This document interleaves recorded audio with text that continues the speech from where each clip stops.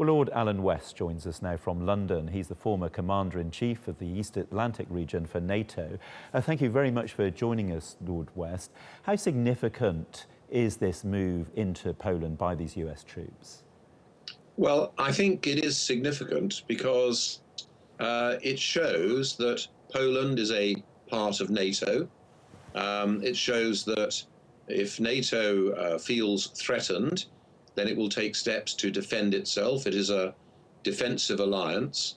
And there is no doubt some of the actions that have been carried out by President Putin do cause concern to NATO. And it's no bad thing that he should be aware that causing concern to NATO is something that is quite risky.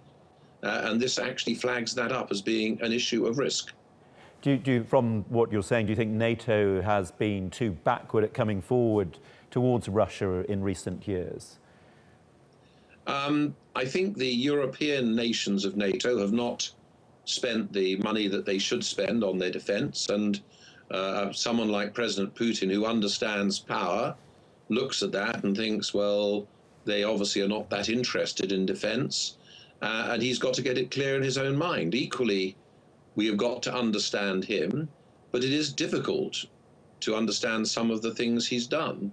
We've talked to the Crimea and Ukraine. What's happening in the Ukraine is of worry. Things like the cyber attacks, and there have been cyber attacks in Turkey, as well as a television station in France, and to Estonia and to the US from Russia. These are not the sort of things that countries normally do. It's quite strange, really. There have been overflying of our ships, near misses of aircraft. He's had his submarines down off the coast of Britain looking for our ballistic missile submarines. All of these things are dangerous and risky. And I think he needs to know that Ukraine isn't NATO, but actually Poland, the Baltic states are NATO. NATO is an organization where, because of Article 5, we go to the aid of each other. And he needs to be aware that if you mess with these countries and risk them and talk in an aggressive manner, this can be very dangerous. To argue that 3,500 troops is a threat to Russia is clearly nonsense. 3,500 troops there is not a threat to Russia. But what it shows is there is a commitment. And if Russia did anything to Poland, the fact that there are 3,500 American troops there means that America is very fully engaged, as are other countries like the UK. Of course, a new factor in all this will be the new man in the White House, who seems to be as unpredictable as Putin himself is. Do you think that will actually dilute this stronger hand towards Russia? Because he has talked about better relations with Putin. Well, I think that if he's talking about making lots of linkages with the Russians, I'm all for that. For example, we need to understand how the Russians perceive us. And although we know, and you know in Turkey, we know very thoroughly that actually NATO is a defensive alliance, that is not the way Putin and the average Russians see it. They think of it as an offensive alliance. So if Trump manages to get some dialogue going, that's not a bad thing. And Putin feels very strongly the fact that Russia was right down in the dirt post the collapse of the Soviet Union.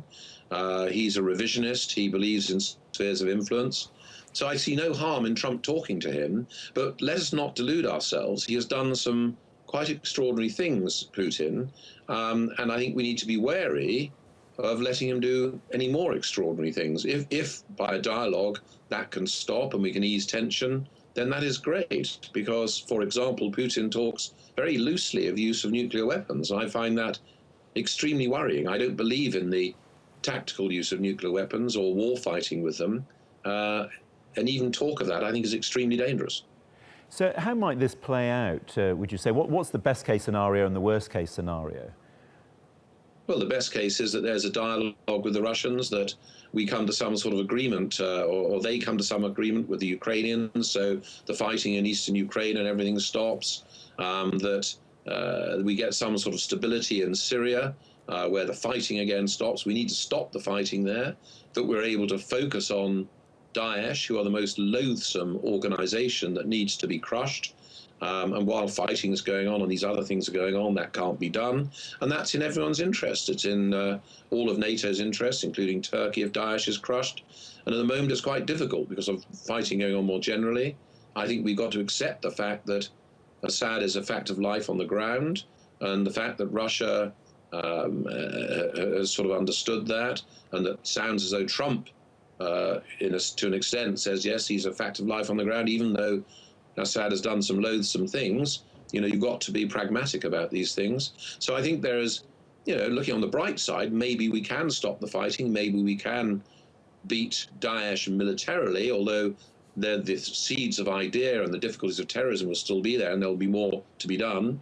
And maybe they can diffuse the tension between Russia and NATO and stop the fighting in Ukraine. That's the rosy picture, but that's not easy to do. I think that is rather difficult. So let's keep our fingers crossed. Let's keep them crossed indeed. Lord West, thank you very much for joining us. That's Lord Alan West joining us from London.